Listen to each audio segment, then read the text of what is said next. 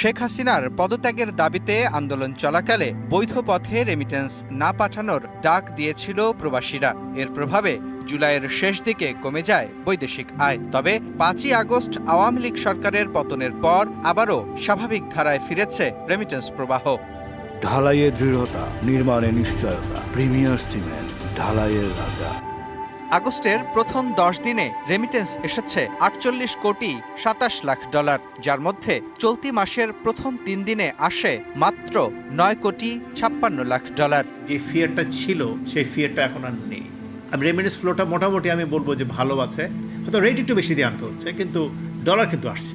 আমরা যদি মনে করি দেশের রিকনস্ট্রাকশনের কথা বলি, দেশে যদি আমরা উন্নয়ন চাই, আমরা নতুন একটা বাংলাদেশ চাই, তাহলে বরঞ্চ আরও বেশি করে পাঠানো উচিত। চলতি মাসে রেমিটেন্স আহরণে এগিয়ে ইসলামী ব্যাংক। 10 দিনে 16 কোটি 46 লাখ ডলার এসেছে এ ব্যাংকে। 6 কোটি 40 লাখ ডলার আহরণ করে তালিকায় দ্বিতীয় অবস্থানে আছে ট্রাস্ট ব্যাংক। আর সরকারি ব্যাংকগুলোর মধ্যে 1 কোটি 60 লাখ ডলার আহরণ করে এগিয়ে রূপালী ব্যাংক। তবে ব্যাংক খাতে রেমিটেন্স বাড়লেও দেশের খোলা বাজারে ডলারের অস্থিরতা এখনো কমেনি।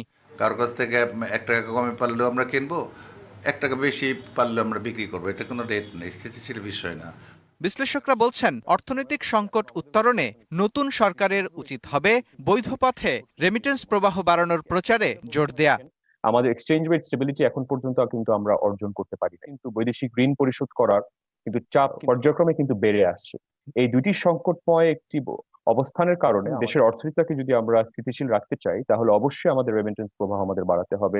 এক্সচেঞ্জ রেটটা যদি আপনি সামঞ্জস্য না রাখতে পারেন, তবে স্বাভাবিকভাবে অবৈধ চ্যানেলে কিন্তু দেখা যাবে যে প্রবাসীরা কিন্তু বাংলাদেশে অর্থ পাঠাচ্ছে। এবং 2023 সালের আগস্ট জুড়ে রেমিটেন্স আসে 159 কোটি 94 লাখ ডলার। সে হিসাবে এবছর প্রথম 10 দিনে রেমিটেন্স এসেছে 30%।